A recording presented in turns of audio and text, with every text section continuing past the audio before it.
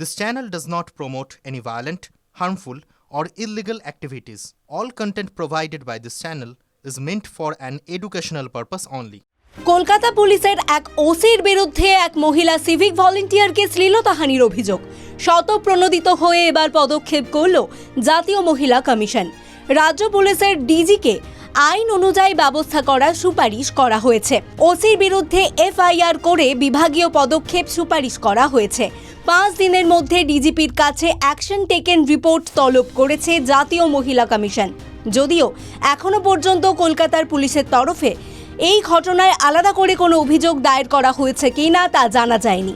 একই সঙ্গে পুলিশের আভ্যন্তরীণ বিশেষ তদন্ত কমিটি কোনো তদন্ত চালাচ্ছে কিনা সে বিষয়েও কলকাতা পুলিশের তরফে কিছু জানানো হয়নি।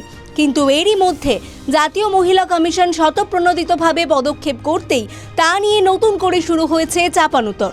কমিশন মনে করেছে উচ্চপদস্থ পুলিশ আধিকারিকদের এই ধরনের আচরণ দিনের শেষে আইন শৃঙ্খলা রক্ষাকারী সংস্থার ওপর সাধারণ মানুষের আস্থা অনেকটাই কমিয়ে দেয়।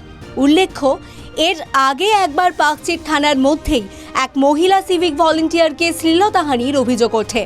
পুজোর উপহার দেওয়ার নাম করে তাঁকে শ্লীলতাহানির অভিযোগ ওঠে এক এসআই এর বিরুদ্ধে। বিভাগীয় তদন্তের পর সেই এসআইকে ক্লোজ করার পর অভিযুক্তকে গ্রেফতারও করা হয়। TV9 Bangla digital.